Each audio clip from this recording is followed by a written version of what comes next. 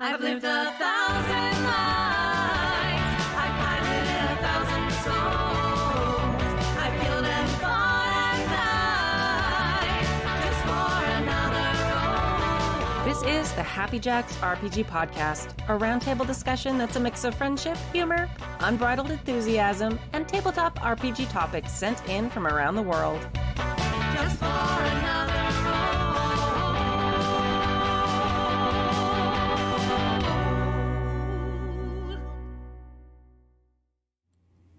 Hello, and welcome to Season 34, Episode 9 of the Happy Jacks RPG podcast. My name is Kimmy. My name is Kurt. My name is Riley. And in today's episode, Forlorn Hope 22 wants to know about players adding details to a scene.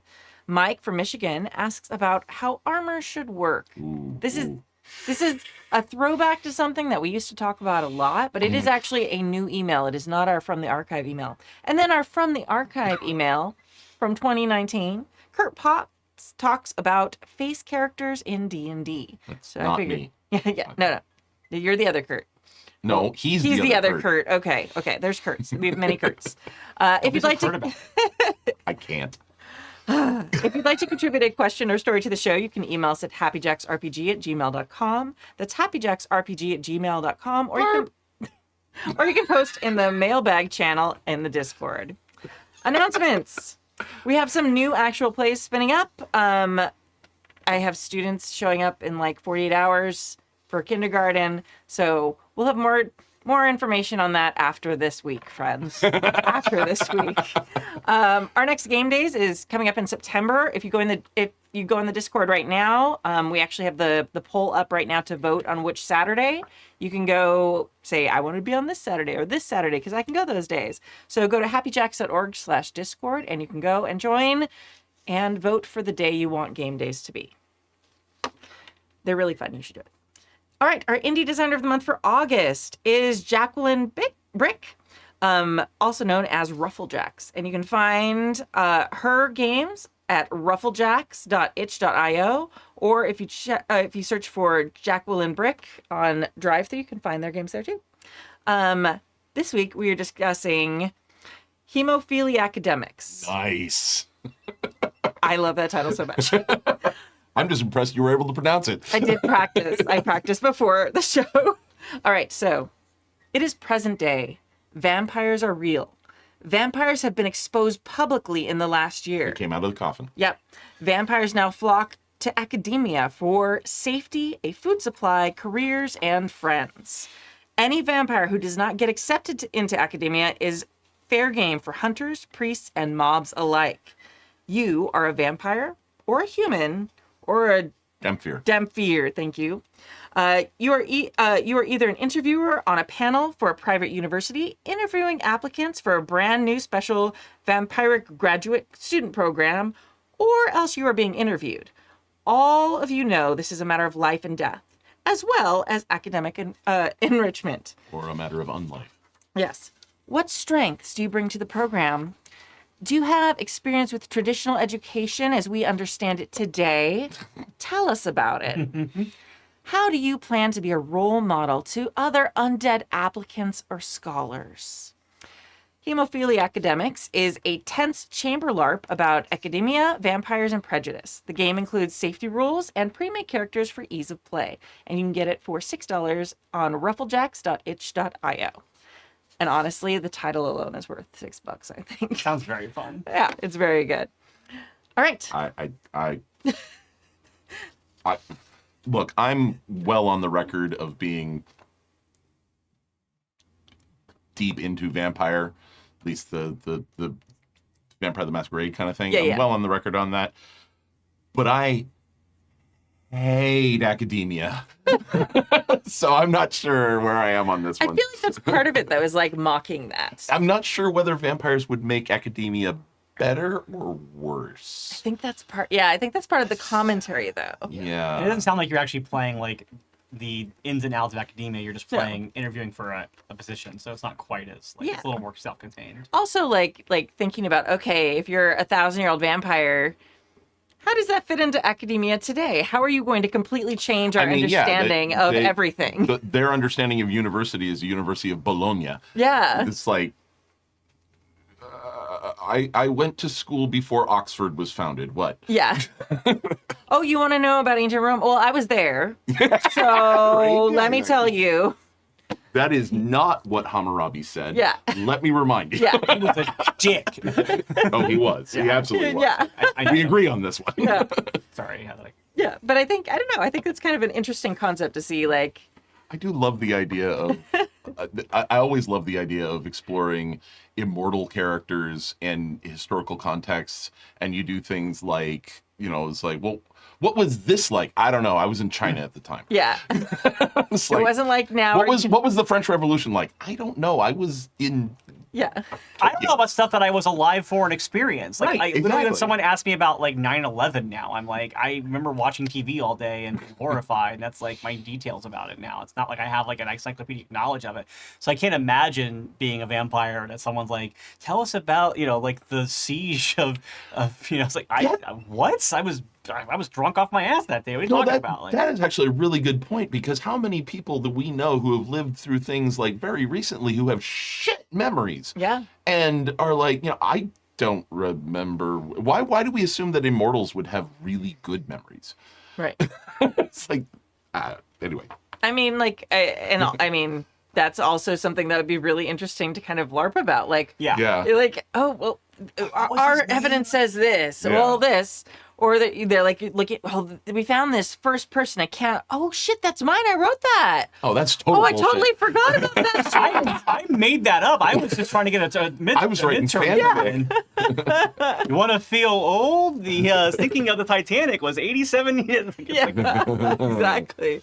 So I don't know. It's kind of interesting to also. I guess it was like 120 years. 100, yeah. 100, Long, yeah. 100 I should have picked an older event, but that was the first one that popped in my head. 112. Yeah. 112. Plus, we all know the like little old lady meme. It was 84 years or Yeah. whatever. It's like, oh my god. That's probably why I popped in my Yeah, head. yeah, that's 100%. I also love like the kind of the mocking these cheesy questions that you always get asked. Do you have experience with traditional education as we understand it today? Like, I feel like it'd be so much fun to be a panelist and come up with these awful bullshit questions. Oh like, my god. all right, what is a defining moment that inspired you to enter academia? Like all these bad interview questions. You're like, can you please just let me? See, I went to a normal school. Yeah. Back when that was what what school that taught teachers was. Oh, yeah. Like, I went to a normal school. What are you saying? We're not normal. We're abnormal. Calm down. I knew Montessori himself. You want to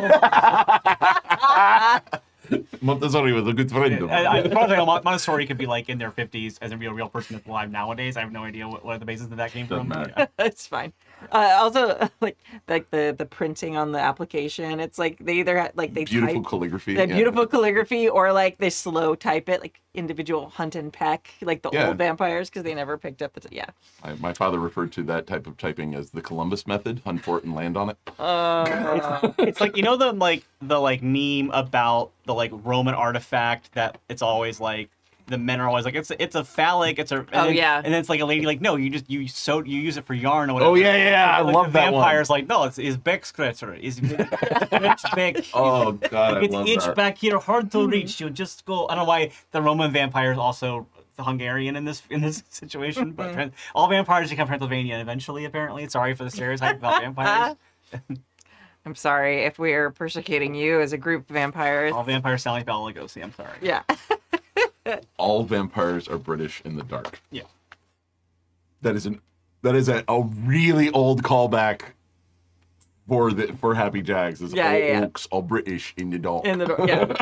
I just started like I don't know. I have a very dirty mind, and I was just like, You? what does that mean? You? British in the dark. What could that be? Never mind. dear. Let's not talk about it. Oh dear. All right. Mailbag number 1. Who wants to read that?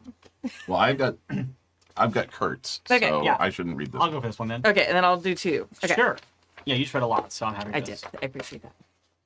Hello, Happy Jackers. It's been a while since I last wrote in, but I thought of a question that might have some interesting discussion potential.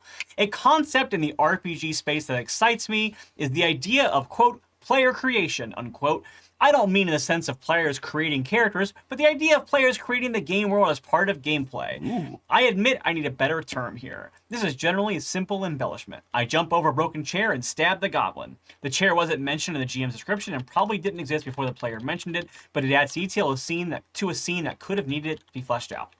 I want players to go further. I want players to create interesting NPCs when they need one, or even create entire scenes and problems from simple descriptions like, you go back to town. I want my players to be able to pick up narrative and run with it. So, questions. How much do you think this particular idea appeals to players? In my practical experience, there is quite a lot of fear from players when I encourage this. They are afraid of messing up the story of the GM by adding some NPC or scene the GM hasn't prepared. As a GM, would you want your players to do this? Would there be a line you wouldn't want them to cross? It's okay to embellish scenery, but Lucy the librarian that has all the answers to the current mystery is a no-go. How would you react to a player suddenly doing this at the table? Would you encourage this type of play? Question mark. Should you? Question mark. Thanks. Forlorn Hope 22. And for a rare case on a Happy Jack RPG, there are no instructions for drinking at the end of this post. Well, But I'm going to say drink as well. Yeah, that's okay.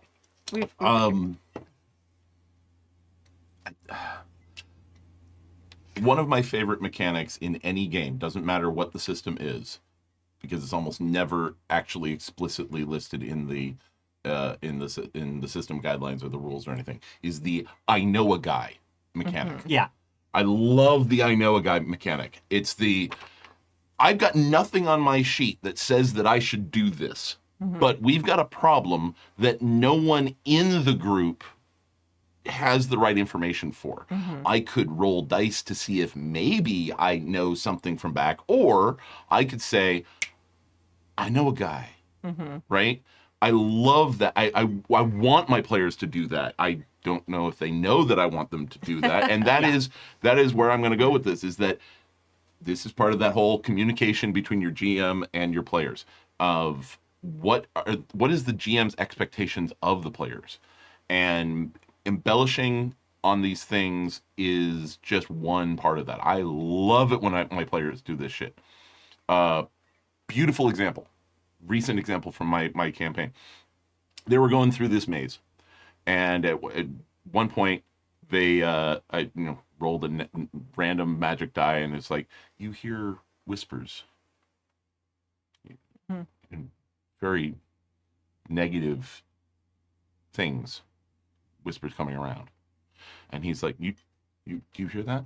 Now this is a guy who normally is very quiet player, does not do the. I mean, he's very funny. He gets in those zingers every so often, but he's normally a very quiet and reserved player. And he's like, "Did you hear that?" "No, I don't know what you're talking about." It's just hearing. What are you hearing? The voices are telling me I'm a terrible father. Just like I didn't say. No. I just like, he just took it and ran with it. And I was like, yes, please. It was so good. Yeah. I think that's a great example. Like, a lot of times when players add their own things, especially like negative things, they go so much farther than normally. What is a GM? I wouldn't dare. Yeah, right? Dare. Yeah.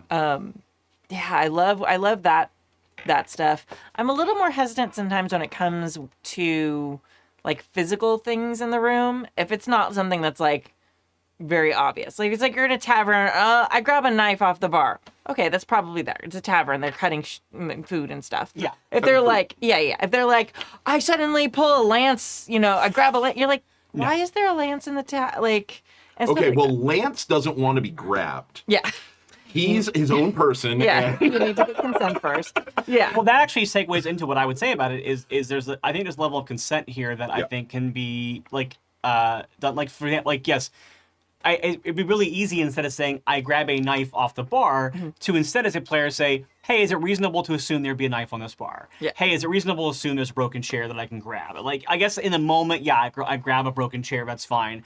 But like, exactly, like inventing, I think that the coming down to this Lucy the librarian example and what you were saying as well, I think the trick is, and I love the I know a guy rule as well for the same reason, does the thing you're adding aid in a storytelling way, or does it just age you in a mechanics way? And I think that is where the difference is, because like saying there's Lucy the Librarian is not harmful because it actually gives the DM or GM in this, depending on the case, the chance to then go, cool, now I have an NPC that I can then still feed my own exposition through, versus this person's giving me all the answers. It can be like, as a GM, I would be like, yeah, great, there's a librarian there, and then I can role play what the librarian knows or doesn't know and feed that to the players. And that adds to the story versus being like, I don't feel like doing any actual research as a character, so I'm just going to say this person tells me everything. That's like, so it's like, is it a shortcut to the results you want, or is it a fun storytelling addition? And I think that's really, and like, unfortunately, it's one of those things where it's going to be a case-by-case basis. But this also, I feel like, I know I'm a broken record with this, but many of the things that we get asked on the show, I feel like my ultimate answer is, boy, you should talk about that during your session 0. Yeah. Because some people who are GMs might have built out a very defined world that they don't want somebody adding a bunch of stuff to. Other people like me are lazy as hell, and if you give me an NPC that I don't even have to name them, hell Amazing. yeah. I don't have to think of a name. Lucy the Librarian, fantastic. I'm going to do whatever I want with her now that I have her. Yeah. But like, give me that, and I'll run with it, and I'll have fun with it. So. Yeah, I think that also depends on the GM, though, because a lot of newer GMs don't know where to draw the line with that stuff. Yeah. And they may not know, like, should I say yes? Should I say no? So thinking about that and how it can be used, like, I'd much rather have Lucy the Librarian than, like, I go and find a tome that has all the information that I want. And you're like, cool, good job. We have our library episode. You were sitting and reading. Good job. When, like... Lucy the Librarian is a much more dynamic story choice. It's much cooler. I would recommend, especially for newer GMs, 2 bits. One, yes, absolutely the session 0 thing. But the other thing is, if your campaign has gone on for a while, however you talk to your players between sessions, whether that's the 5 minutes before the session starts, or you have... a Discord channel that you're having conversations in between sessions, whatever. Feel free to talk about that kind of expectation or desire from your players in between sessions. Like, I would love to see this kind of thing, or if you don't want it to come across as the players, what you want from your players, and say, hey, just so you know, this kind of thing would be allowed, right?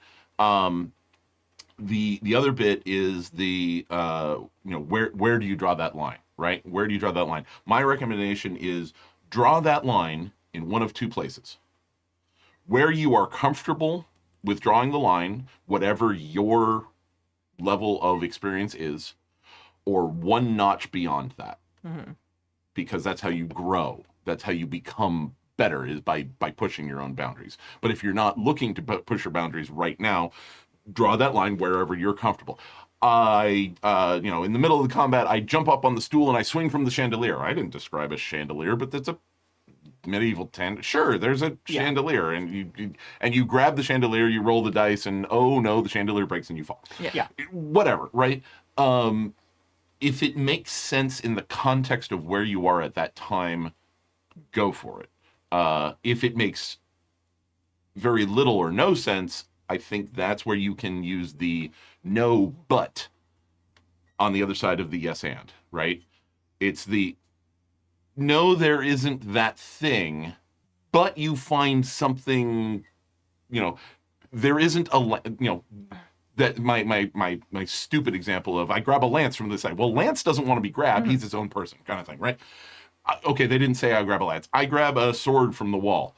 I'm like, okay, you can't just grab the sword from... Okay, no, maybe you do just grab the sword from the wall, but it's mounted to a plaque. Yeah. Right? It's not just... It's decorative. It's actually pretty blunt. It's decorative, right? It's like, I grab it, and it's like, it's a Billy the Big Mouth Bass kind of thing. Yeah. It's like, it's mounted to a plank of wood. It's welded to the other sword. That's right, yeah, exactly. It's like, There's not a lance. There's a fire. There's a fire Yeah. poker you could Sure. use. Yeah. Yeah. Oh, yeah. That's it's like you pull a poker out of the fireplace. Yeah. No, that makes good Well, sense. Yeah. chandelier one, even like, okay, I don't want chandelier. Okay, yeah, there can be a chandelier. Make an athletics check for me to see if you're able to swing from it properly, like that kind of thing. Like, there's a way you can build off of it. Like, so it's I for wanna me, Errol Flynn this it's shit. always about building up the story versus shortcutting or tearing down the story. And again, it's table preferences. Just literally today, because we're recording a brand new Scum and Villainy game, and we're like, we just got to our first like downtime section, and we have like this big space station that our characters are like based out of, and our GM basically like gave us each a chance to like describe the places we were. Like, my character is the scoundrel playbook, and like when I'm doing my indulging my vice, he didn't go like, oh, here is the place that a daredevil would go to, like here, just a mini golf course, whatever, or not. I meant to say go karts, but he was like, oh, where would you go to indulge your thing? And I like came up with this idea of like this ship that's like off the station that has like a lot of like dangerous things that are like embedding that's happening on it, and like he never would have thought of that, and but he gave me the chance to build that. Yeah. And like when I did my like training, I was like, oh, I wanted to build up my like social skills, so I invented where on the station like the lesbian bar would be that my character would go to. Right. And like instead of training, it was like, oh, I'm gonna go flirt with girls in a bar, and that's like my way of building up my social, my like resolve skill. So like it was that kind of thing. It's like he didn't like go, I have designed every aspect of this space station. I'm giving you the chance to like design, and that's part of building characters in RPG in general, depending on the system, obviously. But if you're playing a pretty like world heavy system, you probably are building a little bit of the world that your character inhabits before they go on their adventure. You're building who their family is, what their town is like, and stuff like that. And like I think that is a very welcoming way to like present to players. Like, like it makes sense that your character has lived in this world and they've had a life, that there would be things that your players can kind of contribute to the world building because that's the life of their character they've been building. Yeah. Oh yeah. My line for this moves. Yeah. Especially generally when I play at conventions with people I don't really know, there's always people who add stuff like you were just talking about, Riley, that makes the world cool and richer and more fun and more unique. And then there's the people who look to like bend it to their advantage. Like we're doing something, but like they push things like, okay, like, and a lot of times they like up front, they front load like all the detail. Okay, I'm gonna walk into the tavern. I'm gonna go off to the side so I can see everybody. My back is to the wall so nobody can get behind me. They like add all these little details, and you're like, oh, we're playing a gotcha game. Okay, I get it. Like, you're waiting for me to screw you over, and you're preparing in every way possible to screw me over. This is gonna be fun. Yeah. You know, and I think that like in situations where that the player is adding things to the world for that type of like adversarial approach, I tend to be much more strict about it. Yeah. Like that's like, okay, you're gonna do this. Like, everything is screwed to the wall. Like, not necessarily. Like, it's not to screw them over, but like you just have to be very precise and like, nope, I'm not gonna give you that inch that you're gonna take a mile with. That's not happening. Yeah. But most of the time, like people love adding different things. Okay, so I'm gonna make sure that I order brie and blah blah blah, and you're just like, oh, brie, okay, brie's yummy, great, and it's like a but again, brie she has to consent, but she has to consent, just like Lance. Very well. Very good. Thank you. But you know, it's like when they add those little things to the world, or the lesbian bar, all these fun things that like mechanically they don't matter. Yeah, it's fantastic. You know, those flavor. I have news for you. Brie has to consent at any bar, not just lesbian. Not just bars. Yeah. I need to know that you understand. I do this. understand that. I do A understand. straight bar, please get Brie's consent, and a straight bar too. Yeah, absolutely. Not just Kurt, but you at home. I need you to understand this. I do understand. Not you, people at home. I need to make sure we're clear. Yeah. So the other question that we kind of haven't talked about yet is, do you think that this particular idea appeals to players? I like it, but I don't like being put on the spot. I don't like when like, depending on the situation. Like, I remember I was playing in a streaming D&D game where our characters were having nightmares, but it was like the first session of the game, and we're like having a dream, and the GM was like, what do you see? And I was like, I don't know the story of this campaign yet. So, like it wasn't like it wasn't nightmares like what are the things your character is afraid of. It was very clearly presented as like it was like a not even a nightmare. It was like like a prophecy or like a foretelling kind of thing. Oh, you have this vision of like something. What is it? And I'm like, I don't know because I don't know the story yet. Like I just met this character. I don't know what her like what weird prophecies he's having about your story. And that's where it's like so I think like that's the kind of thing where it's like give people a little bit to build on. Like like imagine this because like it was it's something very esoteric that deals with if I don't know the plot, I can't build into what you're asking for. Yeah. So I think proactive players love this. I think reactive players can learn to like it. It doesn't mean that they'll love it, but I think that they can, if given an environment, a gaming environment that it is shown to them that their input is appreciated, that they can learn to like this kind of thing. And I think you will get a more dynamic game overall if you nurture that in your games. Yeah, I think it really helps to start with something that's not so consequential. Yes. agreed. Yeah. Like, okay, you come to the Space Mall. What store do you go to? Yes. Like, stuff like that where it's, like, very easy to pull context from anyone who watched DS9 or has been to a mall ever in their lives. Like, can come up with something. You're like, I'm going to go to Space Hot Topic. Okay, cool. Good job.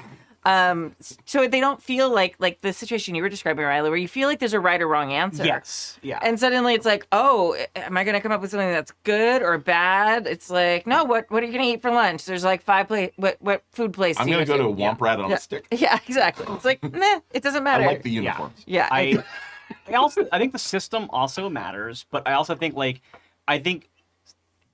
introducing this to players in a low stakes way is great. Like I remember my only time at Gen Con, I ended up this sounds like it's such funny. I ended up in someone's hotel room playing Monster Hearts 2. And I remember we were playing Monster Hearts 2 and the GM started the scene with us in a classroom and was describing the desks and was like, "Oh, who's sitting in front of you?" And like that was what we opened the game was we played this classroom out, and as a group we populated the rest of the classroom, and it was like, oh, actually this character is my character's ex-girlfriend, but we broke up when I transitioned, and like that was like a thing, and so now we have this character that's my ex that's in the game, and like, oh, this is her new boyfriend, oh, this character is this girl is who was gossiping about this kid, and like that became a whole thing, and like, oh, this is actually my ex-best friend, we had a huge falling out, like, so that got everyone super comfortable building this out, and then the GM was able to take a bunch of notes and then had the whole story basically from like the rest of the game based on the characters we created with them. That's brilliant. And I stole that. I recently did. I stole. It's been in my head ever since then. I ran a session similar like your con game. I've been running some pro GM sessions at a bar locally, and I ran a game that I used an adventure I've already written that I've played a bunch, but I just made it like this time around. It's a Fire Festival parody game that I do. Nice. Where I love it. Basically, it's the fair. It's FEHYRE. It's the fair. And the name of the module that I created is it's the fair affair. And the premise is the teenagers of the town were told there was a festival. They went on a ship out this island, and then it was a scam, and then they're stuck on the island, and the players have to go to the island and rescue them, and it's very fun. But anyway, this year I decided for the heck of it, I started it during the Rainbow Festival. It was during Pride, basically, and it was the Rainbow Festival in Waterdeep, I think, and I basically, each player to the story, when I introduced their character, I described this big, huge bacchanal party, like it was the party of peace and love and rainbows, and then I go, where are you and why are you overwhelmed? And that was like, I think giving that detail made them go like, and everybody, and I got a lot of really fun answers from them because everybody knows what it's like. Even if, because not everybody at the table was queer, not everybody has like a huge Pride experience, but everybody understands what it's like to be at a big public event or party or something. Yeah. And so there was somebody who's like, you know what, the street was just super, super crowded, and so I ducked into this shop. Or one person's like, oh, I was performing on this stage, and it was such a small stage. I was too close to the crowd, and they were like really coming at me and like wanting to like grab me and stuff like that. So like the crowd, and like it was just great. And it was, I think, adding that kind of thing of like there's a situational description that is going to help you decide what you're doing. And I've just been remembering very early on in the campaign I'm currently running, a guy who hadn't played D&D in 40 years. And we go into this new town. He's like, I remember an old friend of mine. I'm like, okay, cool. We're using the I know a guy. And he's like, he's the bartender at the Stanky Beagle. Like, he had the character name, what job the guy did, the establishment he worked at, and the name of the establishment. And I was like, thank you. Yeah. I feel like that's always like I feel like you're pulling something from a past campaign. Yeah. And I'm fine with that. Like, do it. Like, I mean, he wasn't, but that's fine. I mean, maybe, how do you know? Well, I've talked to him since. Oh, okay.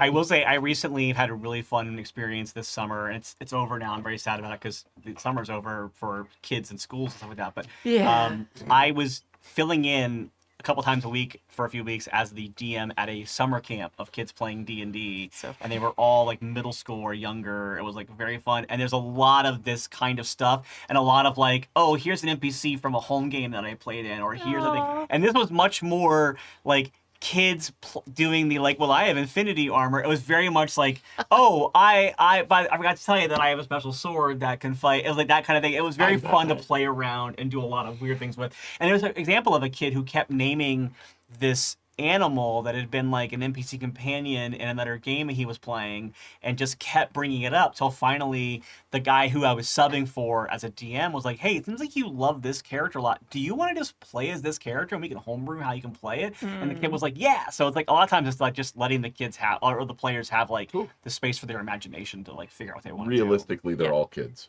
Yeah. All players are just kids at heart. Yeah, but there's differences though. Like kids also aren't as aware of like rules. Yeah.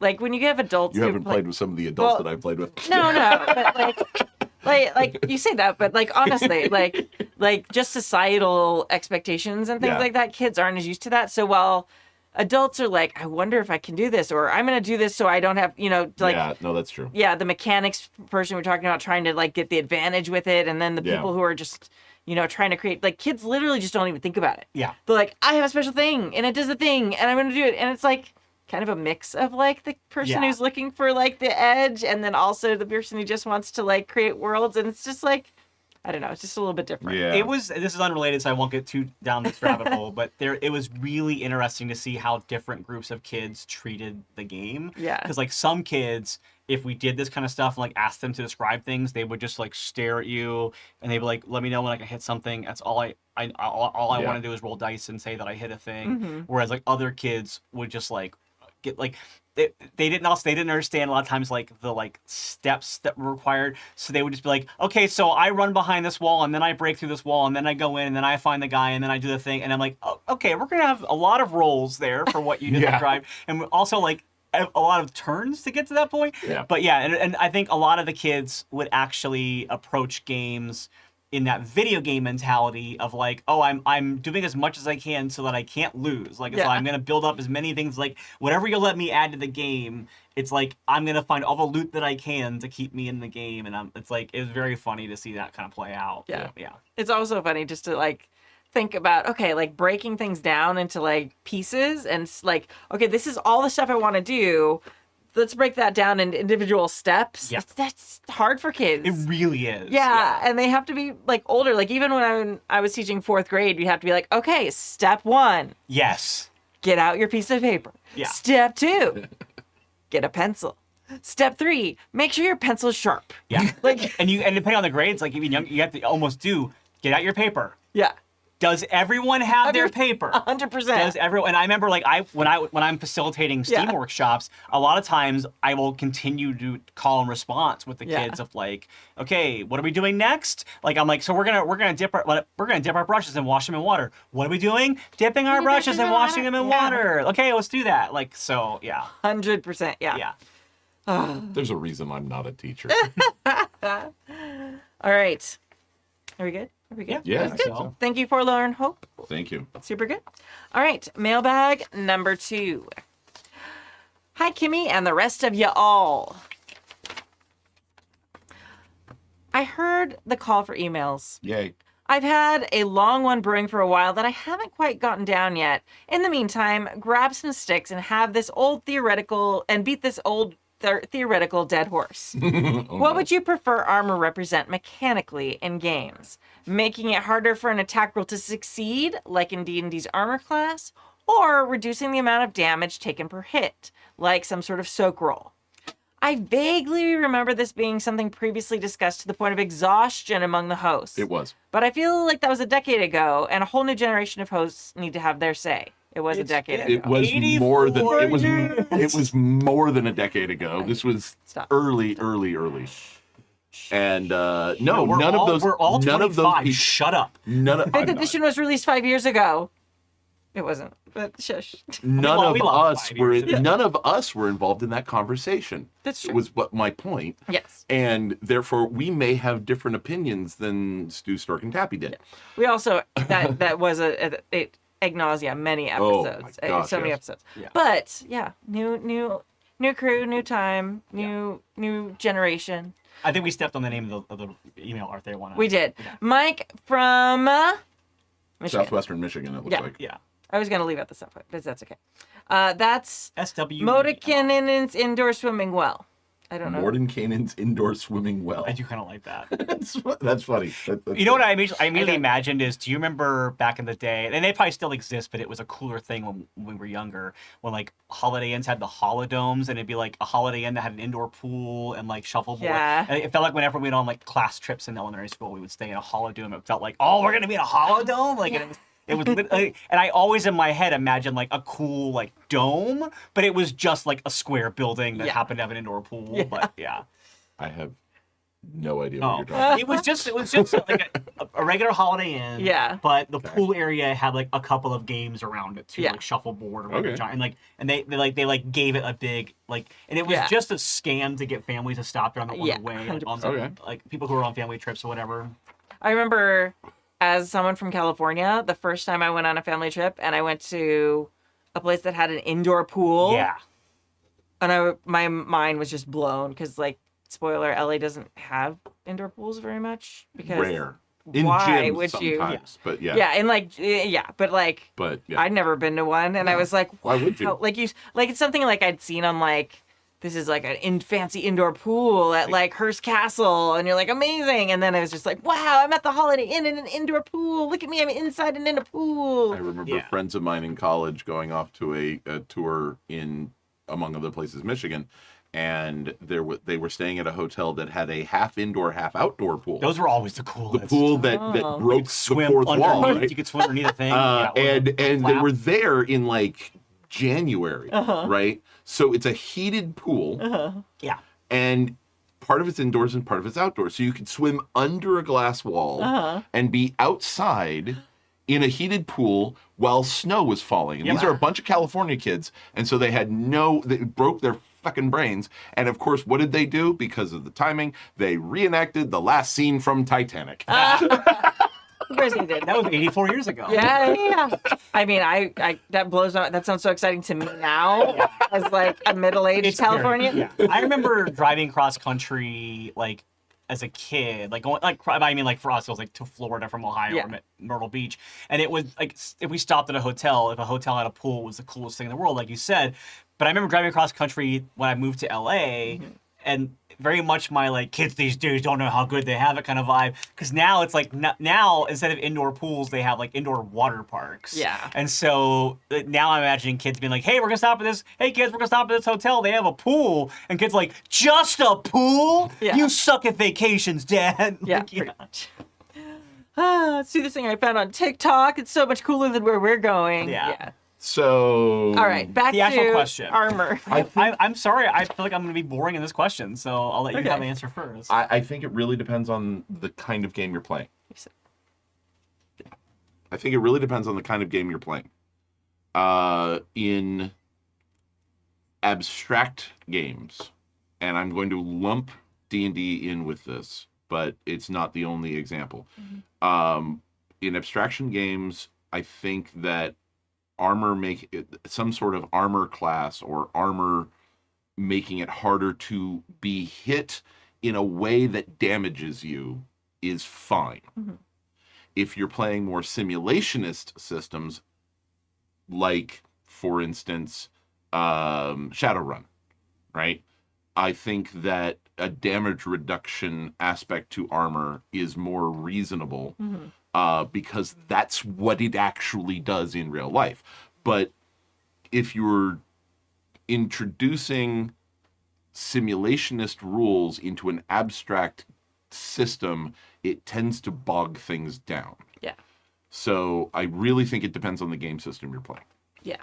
I agree with that. And that's basically why my answer was going to be boring, is that I do think, similar to that, I also think it depends on how much HP you're given in a game. Like in D&D, after a few levels, you start to have, like, HP in the double digits and triple digits when you get to a certain point. And so, like, if you take damage or not, it doesn't seem to be like a game where you might only max out at like 10 hit points at the most, and like where you're playing like more mortal characters, you're gonna be pretty happy to be able to soak some damage. Like if you're playing Monster of the Week and you actually do have the ability to soak damage, like a Monster of the Week hit is much, much more devastating to you. And so in that case, and I also think that a system like that, a soak roll makes sense because there's no missing, really. It's basically like, oh, if you're in a fight with somebody, harm is going to happen to you. So do you soak some of that harm based on your armor class? Like, oh, if you get hit, you get to ignore one harm because of your armor. That's great because otherwise you would take damage every turn no matter what. But if you ignore one harm, okay, then I can actually go through a few more fights, and that makes sense. And I'm playing a character who's more beefy and more in combat. Right. So I think it's there. This is just a personal preference, but like I get frustrated in Savage Worlds because of the soaking system, because I feel like it makes some people like it for this reason, so I'm not saying it's wrong. This is just an objective opinion. I get frustrated when you're rolling so many more times during one. I feel like combat when I have played Savage World feels like it takes too long. Yeah, and like it's weird. I love combat to a degree, but I also get frustrated by combat that feels laborious. Yeah. And so that's why I personally don't love Savage Worlds, but I've had some friends very clearly explain to me like why they prefer that, which makes sense of like, oh, in D&D, like you either hit or miss, and it's a very like pass-fail system, unless you're doing area with that kind of stuff, obviously. But like, they like that when you're playing Savage Worlds, there's more degrees of like, okay, I hit, but I didn't hit as hard as I would have if I'd rolled this, or I did hit, but now I have to roll for damage. So like, there's a soak aspect of it. So I get that. And I started out with Vampire and Werewolf, which have soaking as well. Yeah, so that's like, where I started too. So like, I'm used to it, but I think that I prefer not. But that's also, again, really depends on the system. Yeah. I think if I'm playing something crunchy, I think I like the soaking. Because there's nothing worse than like sometimes you're playing D&D and you just miss. Yeah. And you miss. And you miss. Like at least like, I don't know, if there's some sort of soak mechanic, at least you're like, I'm hitting, but they just happen to have good armor. That's not my fault. Like it's still, there's a little element of like, at least I hit them. But surprising no one, I really like games that bypass this altogether. Of course. And it's like cool, you know, I like a narrative mechanic where it's like, okay, you get a mixed success. Well, I hit them really hard, but then they just happen to have really great armor, or they're wearing their pads from their workout, or whatever it is. They like, roll with it. Yeah, they roll with it. Like, and you get to, or maybe it is like, oh, you know, I swing, but like I haven't used the sword before, and I just like miss. So you get to kind of, like you get to kind of create what happens in that moment yourself. The mechanical numbers end up the same, and you just get to create what happens in your head, which is my favorite thing. But other than that, like, and maybe it's because I've done a bunch of Savage Worlds and like GURPS and all these other games I really like that have more of the soak mechanic. I just had a flashback of the first time I ran Vampire for Stu, and we got into combat, and I was like, okay, so roll it. I'm gonna roll the hit, and I was like, all right.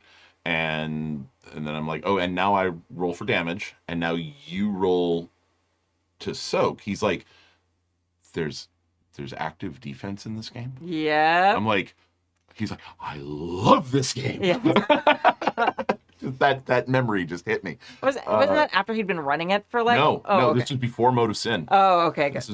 This is a long time ago. Classic Stu though to have like run a year-long campaign of something and be like, wait, No, there's this mechanic in this. This is actually before Mode of Sin. Right, So yeah. no, it was a while back. That's a while back, yeah. Yeah. But it was 84 years. I think it really depends on how damage is applied. I love the reference you made about, how much damage can you take before you are incapacitated. Yeah. If it's I have 7 wound levels, like Vampire, for instance. That's not a lot. And so damage reduction is important. Yeah. If I have 142 hit points, that's a lot. And damage reduction is less important. And there's a perfect example. I don't shit on D&D pretty much ever. This is not shitting on D&D, but there's one particular feat that I'm like, why? And it is Heavy Armor Master. If you are hit with a weapon, you can reduce 3 points from the damage you take. That's great when you're level 2. Yeah. By the time you're level 10, who gives a flying fuck? Yeah. It's like, Yeah. you're being hit for 37. Oh no, you're being hit for 34. Yeah. It makes more sense for a feat like that to be like, Heavy Armor Master would be like, if you're hit with a bludgeoning or piercing damage, you take it's disadvantage as opposed to like, but then other damage types can get around it. But no, it's just like, it really depends on the situation you're in, how damage is applied in the system you're playing in. Yeah. So yeah. Right. So you don't have a preference? It's your system? My preference is based on the system Okay. I'm playing. Okay. I think you're right about D&D where when it's a pass-fail type roll, if you just have a day where the dice aren't rolling for you, it can be really frustrating. Mm-hmm. And I think that is a moment where the DM really needs to like make sure the player is having a good time. Yeah. And you can either be doing it by fudging it like, well, you know what, that hits a little oh, actually this one has a lower AC or whatever. Or at least in my opinion, the move you have to do as a DM is to be like describing which I think is actually going to lead into our next question very well. Yeah. But I think a lot of it has to be describing the flavor of the attack. So like you said, oh, at least I hit even if they didn't take damage. Yeah. You can I think unfortunately I've noticed a lot of D&D players especially think that a high AC means that if you roll out like below that AC, you completely miss. And they always play it as oh, I rolled a 15, the AC was 17, you missed. And it's like, no, it should be like, oh, it clanged against the armor, but it didn't penetrate, didn't do enough damage to them. And I think so a DM who notices that a player keeps rolling bad rolls needs to at least make it exciting and describing the flavor of oh, you have this awesome hit and you pushed it in there or whatever.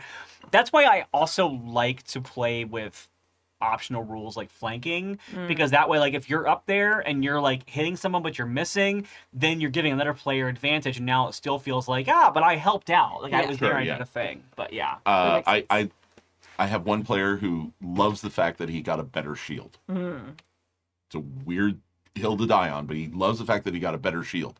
And so I will frequently, when monsters attack him, I'm like, I'm gonna roll. Got a 21. His AC is 22. It's that's a really good roll. It's bounces off your shield. Yeah. That's cool. It's yes. So good. Yeah. So Bounces good. off your shield. Yep. Yeah, you got that shield up in time. Yep. All right. Mailbag number 3. All right. Kurt by Kurt. Yeah, right, exactly. Greetings, Jackers. Kurt here to say, other Kurt, that you can totally play face. Will you sit back? Thank you. You can totally play face, capital F face, in D&D. You can play Templeton Peck. Just don't expect D&D to care. I'd like to come at this problem from 3 angles. Just a reminder, this is from the archive. Yeah, this is from 5 years ago. 2019. Yeah, this is from a while ago. I'd like to come at this problem from 3 angles. But first, a disclaimer. You can play D&D any way you like, but that doesn't change what the game wants you to do. D&D, mechanically, is a game about killing monsters and taking their stuff. Because the rules focus on that core loop, all classes will have ways to engage with that part of the game. If a true face character has to have no way of hurting monsters, probably don't play D&D. Okay. Yeah. There are ways of playing D&D as a pacifist character, but you're working hard for it. Yeah. There's my editorial for that one. And also, like, I guess that, does pacifist mean, like, you don't, if a monster attacks you and it's not a sentient monster in the forest, do you not fight back? Pacifist is a spectrum. Yeah. No, I know. Yeah. I have thoughts, but I want to get to the Okay, I don't want to first. Yeah. Let's not get sidetracked. Okay. Right. Again. Point the first. There are no face classes. While most people will tell you Bard is the face class, I'll argue that rogues do it far better. In 5e D&D, there are 6 skills you will care about as a face character: deception, insight, intimidation, perception, performance, and persuasion, none of which rely on your attack stat. Rogues start with 6 of these skills at level 1, including 2 from their background, so you get them all. On top of that, you get expertise with 2 of those skills at level 1, making you a damn fine talker right out of the gate. So at level 1, only a single class feature, sneak attack, isn't helping you be a face. Though I'm sure face had to fire a gun every now and then. Yeah, thank you. Templeton Peck did fire guns. At second level, you get cunning action, which lets you dash or disengage as a bonus action. Pretty handy when they catch you fraternizing with the prince and you need to make a hasty retreat. So far, we're basically face. Fraternize. At third level, you get to choose an archetype. You might think this is where we fall apart, right? Here we go. Now I'm some kind of thief or assassin, you exclaim. Nope. I've got you covered here too. Follow me to the Sword Coast Adventurer's Guide, where you'll find the Mastermind archetype, which focuses explicitly on our goal of being the face. Mastermind gives you a disguise kit, lets you mimic others' speech, and even help your buddies fight from a safe distance. Oh. By third level, we've reached maximum face, all without having to put a single point into a combat stat or learn a spell. Not that face wouldn't have used magic if it had existed in the A-Team universe, but that's beside the point. Point the second. I can't talk my way out of fights. Talking your way out of fights has more to do with DM preference than class. While the game does tell you all the ways monsters fight, it often doesn't say how they react to flattery. So if your third level mastermind can't talk his way past a few bandits, that's a problem with the DM, not the class. Let's assume you have a DM who is willing to play along and let you bypass their bandits with clever trickery. Make a deception check, they say. Your mastermind is pretty good at this, but skills in 5e are fairly ambiguous, meaning a lot can ride on a single d20 roll, often with no way to mitigate failure. This leads to my next point. Point the third. D&D doesn't care about your face character. D&D may have social skills, but the bulk of the rules will always be about fighting things and taking their stuff. The game isn't going to give you interesting ways to talk your way out of a fight or mitigate the failure of a deception check. There is no special social armor to act as a buffer if you roll a 1 with that disguise kit. You aren't going to lose a few social hit points if you have a bad persuasion check. The game will never care about your razor wit as much as it cares about your skill with an actual razor. That's not a failing of class systems, it's a failing of D&D. In closing, class systems may suck for their lack of customization, but they aren't the reason it's hard to be a face in D&D. Thanks, and until next time, which is now 5 years later, this is next time. Drink! Huzzah. From Kurt. Thank you, Kurt. Kurt recognizes Kurt. Okay. All right. I want to talk about how the fact that my players were faced up against a Minotaur and befriended it. Right. But I think that's like very clearly specified as the DM's choice. Yes, exactly. Right. Yes. So like you both are the reason this email was chosen for this evening. I have played D&D. I haven't DM'd D&D since 4th edition. Like, I have never DM'd 5th edition by choice. And I'm sorry that you DM'd 4th edition. I didn't mind 4th edition, but so like, are there mechanics for that Minotaur conversation? No. Oh, Riley. Oh, There are, yeah. There are. Okay, so this is what I'm going to get into. Okay. I don't want to get too deep because I want to make sure people have a chance to contribute. But I don't have anything to contribute. I frequently run into this argument at the yield my end time. here that doesn't care about your face character or has social skills, but the bulk of the rules are about fighting or whatever. I don't agree that quantity of rules necessarily dictates the like what the game views as quality of game. Because like, okay, this is like my like I write for I write for D&D Beyond, so I'm a little in the head. But like D&D establishes the 3 pillars of roleplay of gaming for D&D specifically, which is combat, which is exploration, and which is social interaction. social interaction. Okay, now, yes, are there a lot of rules in D&D for combat?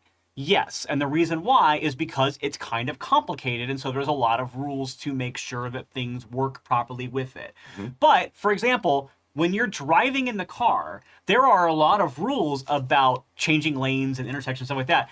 But not drinking and driving is a pretty solid cut and dry rule of don't do it. Here's your blood alcohol level. If you're below this or above it, you're out.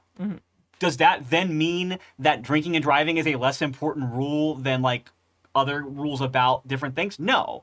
It just means that this particular thing doesn't need as many rules to describe it. So in my opinion, I don't think that the number of rules in D&D for combat necessarily means that roleplay or social things aren't important. It just means that roleplay, especially social stuff, tends to happen more as players speaking and interacting, and that's why it, in my opinion, doesn't have as many rules, because a lot of it's going to come from how it doesn't always necessarily mean you have to be in character, because not everybody wants to play that way, but describing what you're going to do and then making a roll for it is like kind of how you handle that. You don't need as many nuance, like, okay, but if it's, you know, you have to hit this level or whatever, because it kind of goes by gut feelings. So that's like, I think this is a common argument. For example, like D&D also has a lot of spells. There are a shit ton of spells in D&D. The new book has even more. It has like over 100 pages of spells. Oh my God. But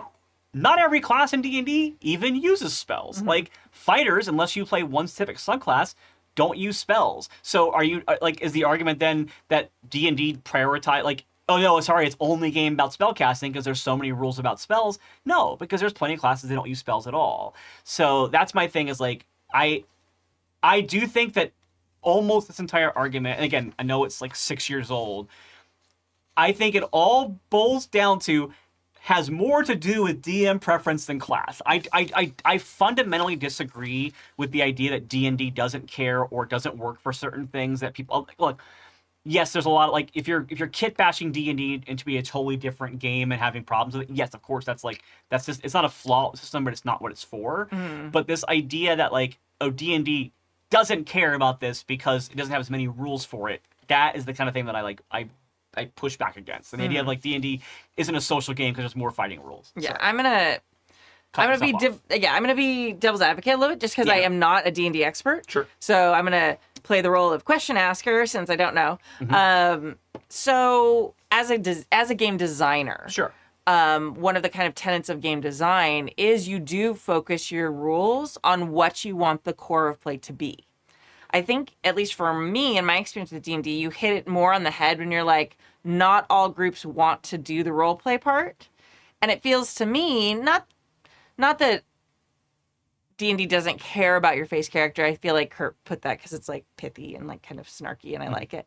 But I like snark in all forms. It makes sense. Yeah, snark in all forms is lovely. Kurt but and I get along. yeah, but I think it's more about creating something that is more a mass market product that can apply to many groups, more than it is like, we don't care about your role play. It's like, we're going to design something that is the base for as many different things as possible that you can then kind of customize. It's like the vanilla ice cream that then people can like put in a vanilla, put in a root beer float, or make it a, but something else out. I can't think of things. Or, banana split. That's what I was looking for. But, There you go. whatever it is. So you can use this in many different types of things. So I feel like it is a very specific design choice, but not as a fuck you to role players. If I may. Yeah, go ahead. Mm-hmm. I talked a lot. There are very clearly outlined combat rules in the player's handbook. And it's very clearly defined what the rules are for combat in the player's handbook. There is an entire section in the Dungeon Master's Guide of how to adjudicate social interaction. Social interaction in game as well as in life is inherently subjective. There is nothing but edge cases. There's maybe like 5 basic rules. I'm not going to enumerate them because I don't know what they are, but a very small number of, basic rules. And none of them are like, don't be an asshole, because we've all had social interactions with that asshole. But the social interaction rules or guidelines in D&D are not in the player's handbook.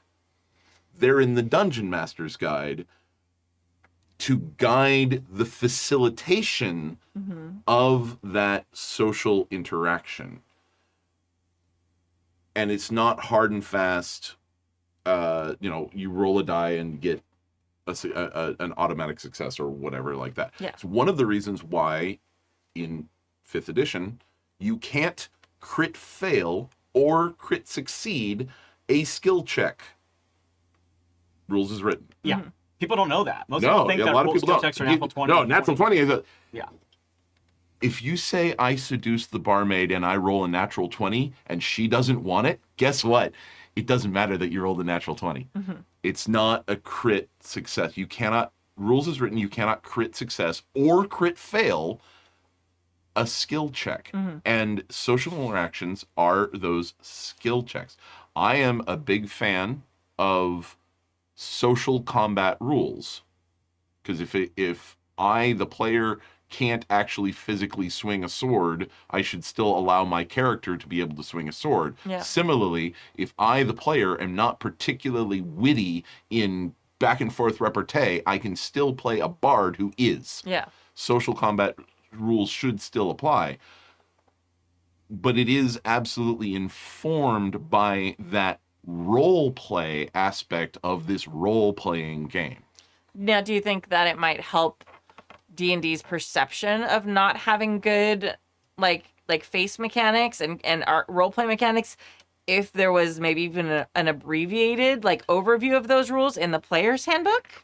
Because a lot of people don't buy the DM guide. Nor should they, really. I don't have the player's handbook with me, so I can't verify, but I want to say that there is some aspect, there is a 1-line or 2-sentence thing in the PHB that says this will be adjudicated by your DM or something to that effect. Right, but that feels like a cop-out, though. I will say... Also, like a whole book and there's 2 small lines. I feel like... I'm not saying it's a good thing that it's that limited, but, Because I will say the new player's handbook does actually specify about the 3 pillars of exploration, social, and combat. So I'm not going to make the case that D&D is not a game that at its heart has a combat element to it, because of course it is. It's an adventuring game. It's an action adventuring game. It's not Starscape, which is a much more social game where Starscape, I mean, I'm using an example because it's a good example of what I'm talking about. And I know that you hate talking about your It's own okay. game No, on it's the show. okay. No. In Starscape, you don't take physical damage. Yeah.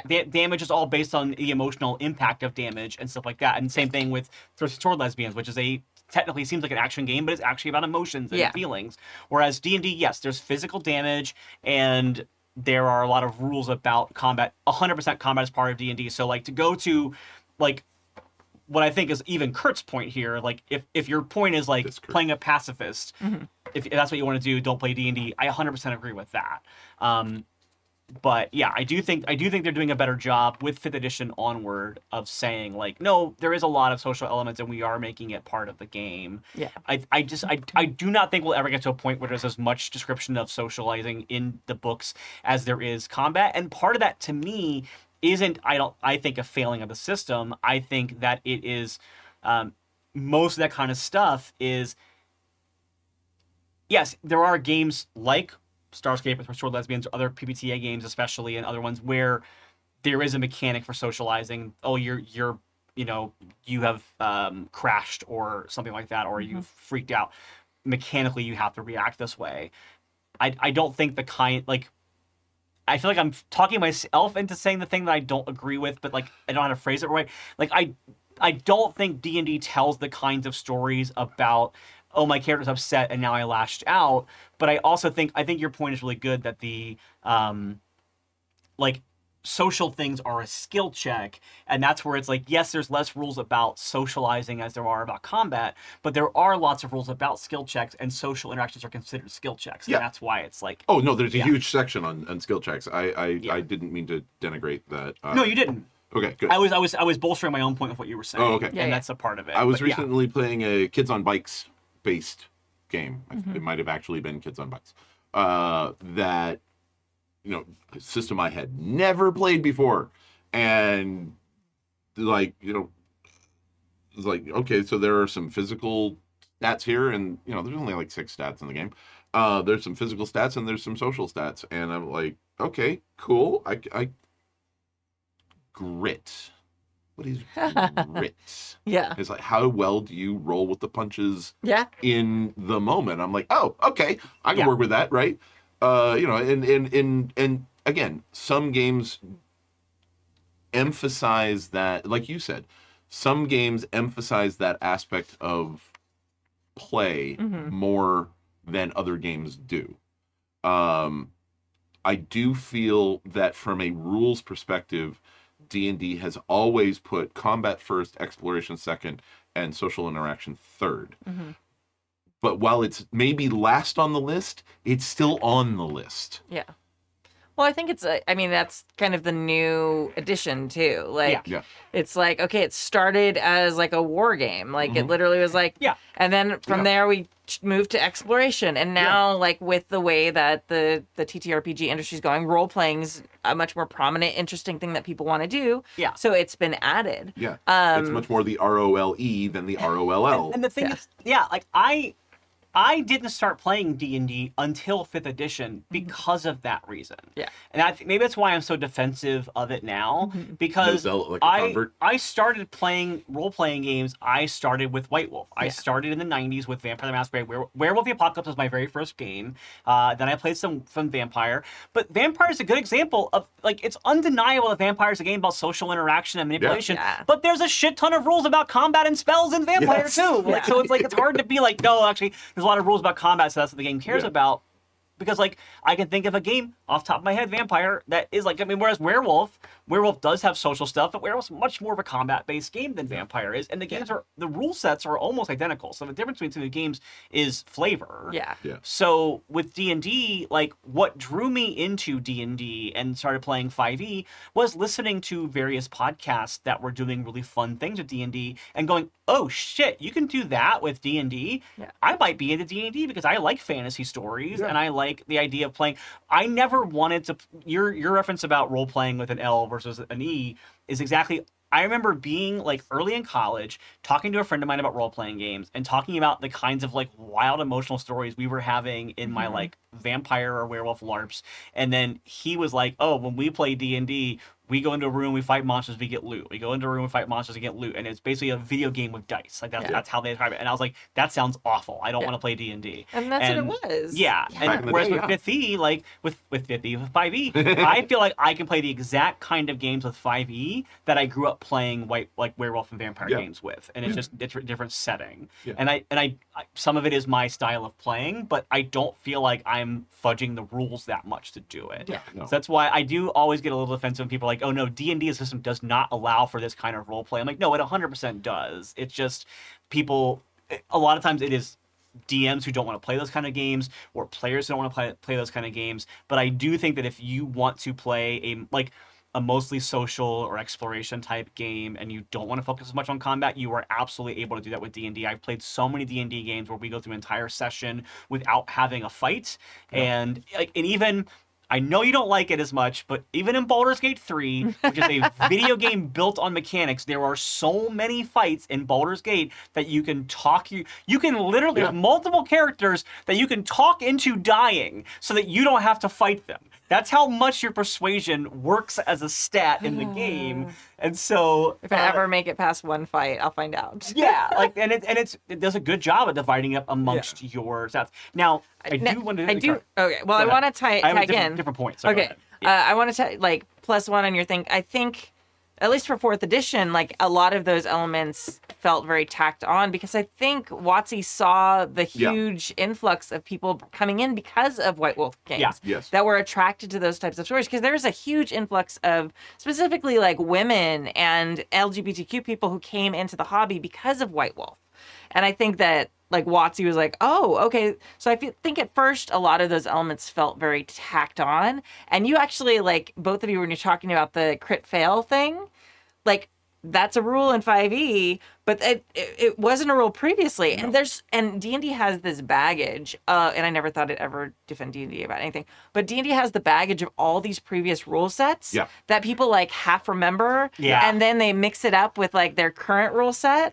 So it's such a hard thing because people have this like tied in memory that they think is the edition they're playing, which it's basically a totally different game than some of the things they're playing. And I feel like D&D struggles with that piece a lot because people are like, oh, there's nothing, and a lot of them maybe haven't read the whole new handbook, or they only read the player's handbook that doesn't have the RP like rules in it. So they're like, oh, there are no rules about RP. You're like, in that particular of the 15 books you have to own to play the game, not 15. No, you're not far off. You only have to own one book to play the game. Yes. But please buy more, because I would like to have more money coming in. It helps if you're running the game to have much more. To have the Dungeon Master's Guide. And the Monster Manual. Monster Manual is tertiary. Okay. I didn't have it for a long time. Yeah, but because WotC was very intentional, and they've been doing this since at least 3rd edition, possibly since 2nd edition. I didn't play much. Well, WotC was not 2nd edition. That was still TSR. Yeah. Okay, fine. Of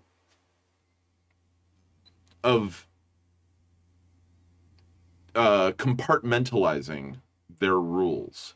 There were rules for players, and there were rules for GMs. And the players didn't necessarily need to know all of the rules that the GMs needed to know. So why punch that into and inflate the price of the book that the players need to buy? I'm actually applauding them on this aspect of not making the book extra large because they don't need to know those rules. Maybe, but I also think the book's pretty big. Yeah. Well, okay, fair, but I also feel like that was like that's like a holdover, at least in the olden days, of like the adversarial DM GM thing, where it's like, no, you cannot know what is behind my screen. That may have been the impetus behind it, but the effect, whatever their intention was, the effect was that you know what you need to know. And as someone who's had books printed, like I also fucking understand the, oh God, what can we cut out of this absolutely. to not Okay, I really like this picture. Oh yeah. So what rules do we not need so I can have this picture? Right. Yeah. WotC doesn't make decisions like that, but I shouldn't either. But anyway. I feel like the thing that was being discussed about what you said about previous editions and different kinds of rules, and the origins of D&D is much more of just a gritty, like, war simulation with magic and monsters or whatever, is, in my mind, part of why there are still so many rules about combat, because they've always been part of the game, so every edition kind of has to rework them to make sense for the new thing. But I do feel like, like they're not gonna like put out an edition of D&D that's like, actually this is the all social D&D camp, because they know like that's not why people come to this game. That's fine, but I feel like at the same time, if all they wanted to do was keep the game the way that it was and just be the fighting game with nothing else added to it, they wouldn't even bother putting out a new edition, because people get cranky when new editions come out. Like, you do get an influx of new players for it, but you also get a lot of people push back and go, well, I'm not going to buy any more games of that new edition or whatever. So, like, if if like second edition was working great and didn't need any updating, like when WotC bought TSR, they wouldn't have made a third edition. They would have just kept making new books that were second edition. Yeah. But like they saw a need, like, oh, the market, like I said, they 100% saw that they were losing market share to this other game system. And like, well, why is that game so popular? Oh, it has these elements. People want that element. We want to put it in our game. So we're going to make a version like third edition does have more social stuff than second does. And then I think fourth, they tried to go the other direction. I'm not as familiar with fourth as a lot of people, but from my understanding, fourth tried to go a bit back more into like a table, like a adventuring map kind of vibe. And like Fourth was a tabletop. This is an oversimplification. Fourth was a tabletop trying to capitalize on the appeal of MMORPGs. Yeah. So, yeah, exactly. So Yeah. then I think fifth, they really were like, no, I think we are still losing market share to this role play element. And Yeah. so we're going to try to like push on that. And it was a huge hit for them as a result. Yeah. So like, that's why, again, I go back to my argument that D&D does care about social stuff, because if they didn't, they wouldn't keep trying to add it to their games. They Yeah. would just go, you know what? No, our game is a combat simulator and that's all that it is. And we're going to make the best combat rules and magic rules we can and screw your role playing. Yeah, I do think the three pillars you were talking about, I do like. There's a lot of people who are sort of like, again, I love snark, but people are a little snarky about it because for me, it's a really interesting marketing choice, and I see it as a very clear like, no, there are three pillars of our game, and one of these things is social. And while I think that's still a piece I still do believe that's the most underdeveloped piece of the D&D pie, but I do see it as something that they're throwing focus on and trying to improve because they realize the appeal of it. Yeah. One further point. Yeah. The combat rules have to be very specific and very detailed and very lengthy, because that is the one aspect of the game where your character could no longer be a part of the game. Social interaction is not going to kill your character unless it then progresses to combat, at which point social interaction didn't kill your character, combat killed your character. So the stakes are higher with combat than they are with exploration or with social interaction. I mean, as a narrative game designer, gonna say I that. I feel like there's like always exceptions to that rule. There are always exceptions to any rule. Yeah. All generalizations are bad. Right. But including that one. But the point I'm trying to make is that if you're gauging what the emphasis of the game is by the length of the rule set, and this is going back to your comment about how many pages or spells are in the book, Yeah. then realize that your character is not going to die because you were bad at social interaction. Your character might die because you were bad at social interaction, which led to combat, and then combat killed your character.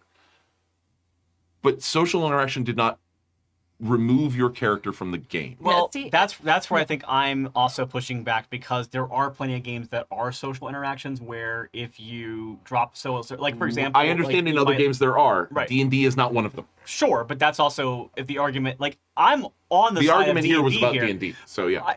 I get that. Yeah. I don't need that explained to me. Sorry. What I'm saying is, if the argument is that D&D as a system doesn't favor socializing, like it's like, well, it's not that socializing inherently means that your character won't be removed from the game. It means that in D&D it doesn't, which would also could be the argument for C doesn't care about socializing because the stakes aren't as dire as combat would be. Yeah. But I had a thought before that, and I got on my back feet a bit. But sorry, you had a thought, so I'll come back. I'll see if I can pull my thought again. Yeah. Well, I also kind of forgot my point. I think, I mean, it's interesting because one, I would say that the number of spells in D&D does say something about the game, because it's very much a game about magic.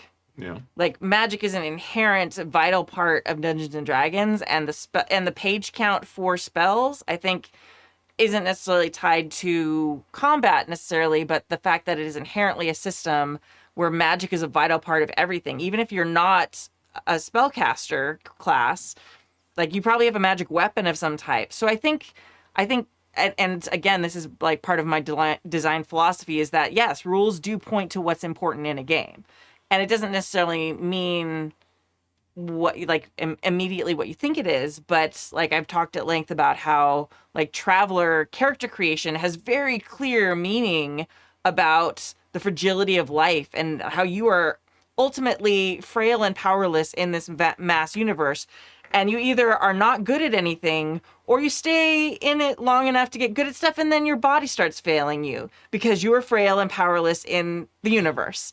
And D&D has those things written into the rules. It's like spells and magic are a huge part of every single thing. Even if you aren't a spellcaster, magic is an inextricable part of your life and your understanding of your world.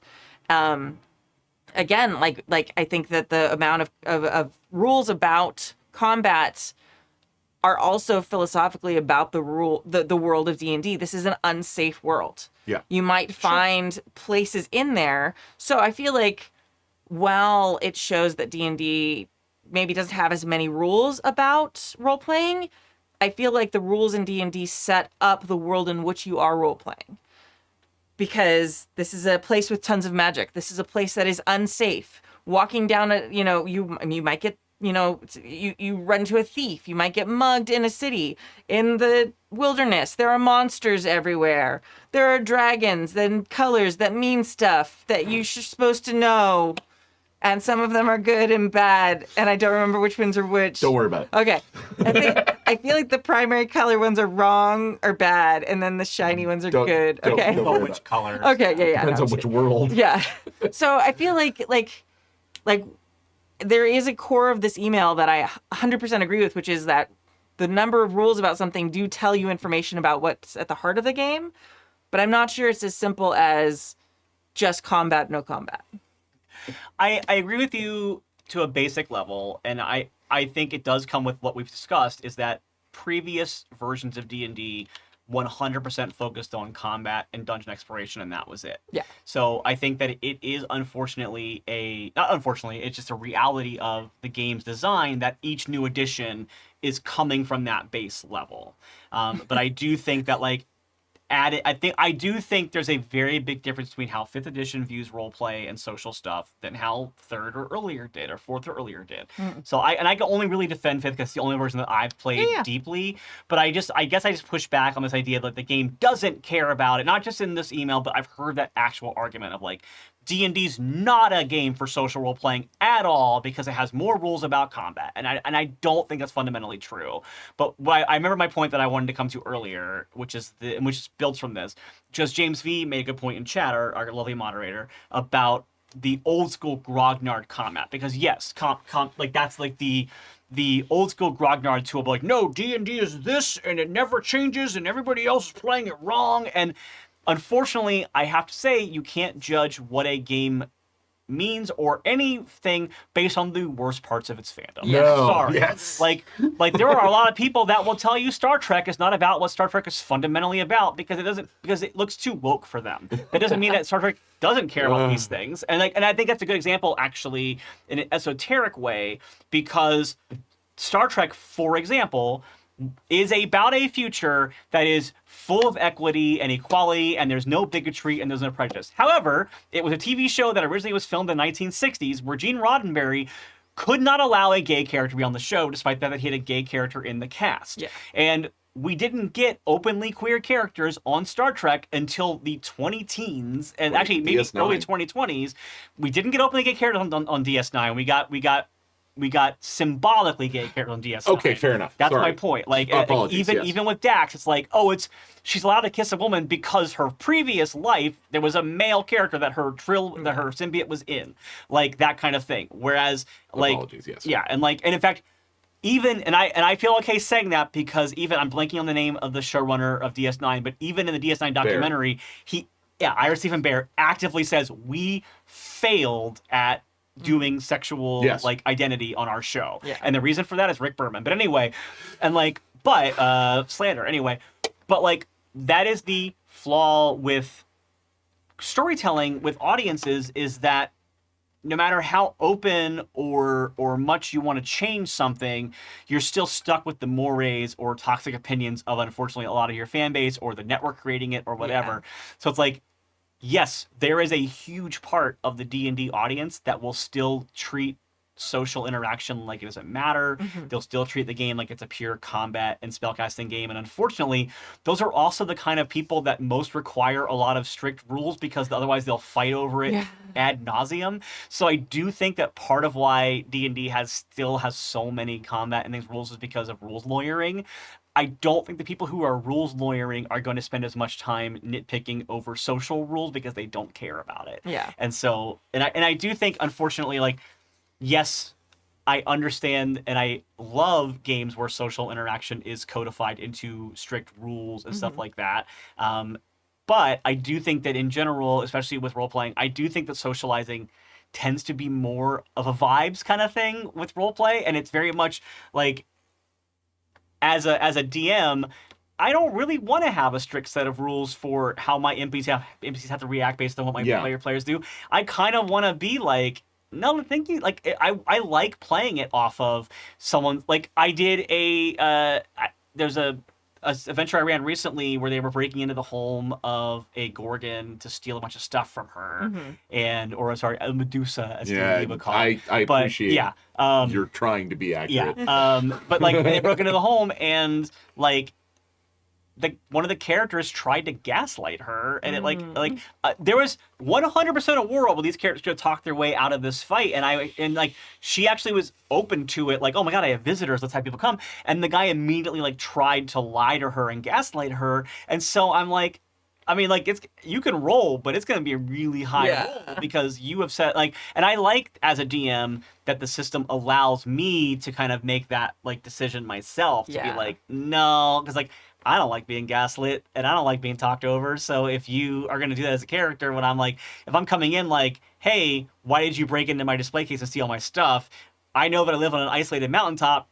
Try to tell me, oh, it was like that when we got here, and like you must have mistaken it. I'm like, no, I'm gonna fight you now. Like that's like kind of Yeah. In terms of the evolution of the game, having read 2nd edition, read 3rd edition, read 4th edition, run 5th edition, there is a lot more aspect of the social interaction in 5th than any previous edition. And just as example of this, when I started running my current campaign, I have a player who had not played in 40 years. He had not played D&D in 40 years. And his first reaction was, I don't remember there being this much talking in D&D. Yeah. There's no crying. But he's loving it. Yeah. He's absolutely loving it. But it was just like, I don't remember there being this much talking in D&D. It wasn't 40 years ago. Yeah. So the game has evolved. Yeah. I feel like it's like those old, like, inaccurate, like, evolution pictures of like a fish and then kind of walking, and then it's like a wolf with scales. I feel we're like the like weird, like, either the like scaly ferrets like with fins still, like, point of our bad evolution picture for D&D, where it's not that the evolution of D&D is bad, but like the bad drawing of the evolution that I'm referencing. Yeah. There are, but like, I feel like we're getting there. There's still like some weird fins and scales that we might not need as land dwellers, but it's still kind of there, and we'll see what. Why do I have a tailbone? Why do I have an appendix? Yeah, why do we have these vestigial things? Yeah, wisdom That's the teeth. point. Yeah. I think even like a good example of the evolution of D&D is the switch over from the world of Greyhawk to the world of the Forgotten Realms, where it's like Faerun has so much more story elements to it, whereas Greyhawk does feel like it's a world full of dungeons, and like all the social story stuff is basically just like, why is this dungeon so spooky? Like, it's like very much, and like that may be a generalization as well, but I do feel like the fact that the Forgotten Realms and Faerun have a series of novels and stuff about like the lore about them invites you as to like get into story more, whereas and my experience is with Eberron, not with Faerun. Oh, yeah. And you know, Keith Baker is still writing stuff on his blog about you know, to this day, about you know how the world building goes with that. So you know, by the way, Keith Baker, if by any chance you should see this, I love your world setting. I love playing in it. I love running in it. Dear God, give us a pronunciation guide of some of these fucking words. Thank you. I'll message him on Facebook like, hey, this would be that. All right. It was empty. Yeah, it's fine. It's fine. All right. I feel like that was a very good topic. Thank you. We beat that dead horse I feel to a like pulp. there's a point that I've had on my chest for a long time. I'm glad to have finally been able to like vent that frustration of mine. Because Yeah. I feel like I hear it a lot, and I'm usually not in a space where I'm allowed to say it. Yeah. All right. Thank you for joining us for season 34, episode 9. Yes, 9.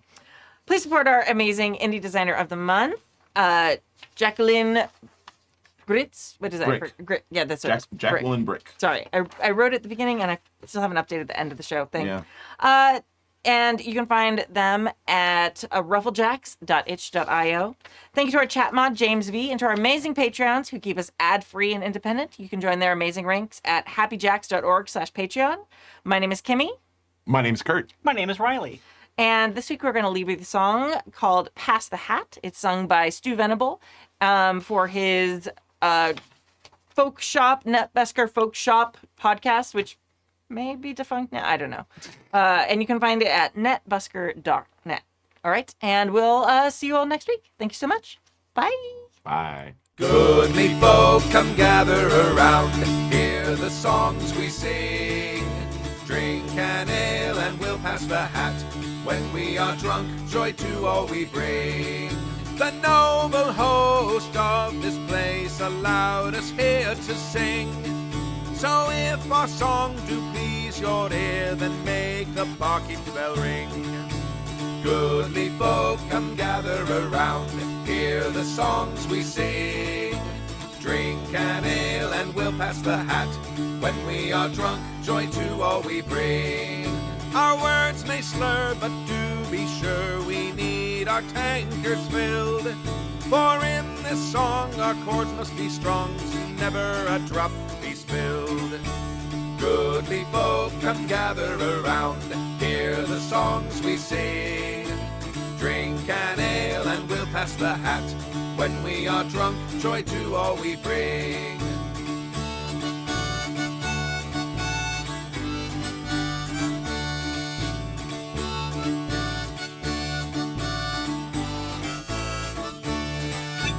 Goodly folk, come gather around, hear the songs we sing.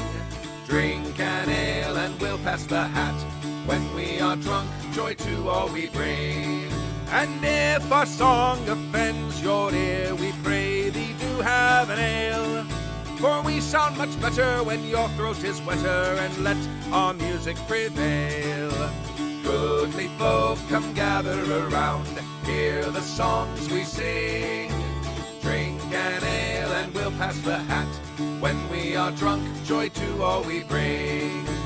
Goodly folk, come gather around, hear the songs we sing. Drink an ale and we'll pass the hat.